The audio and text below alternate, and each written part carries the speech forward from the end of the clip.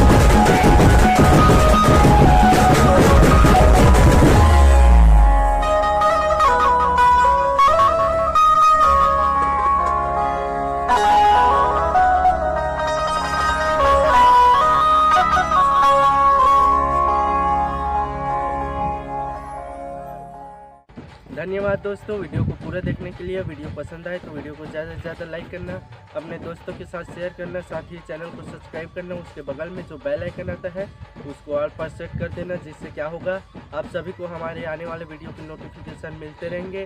तो चलिए मिलते हैं नेक्स्ट वीडियो।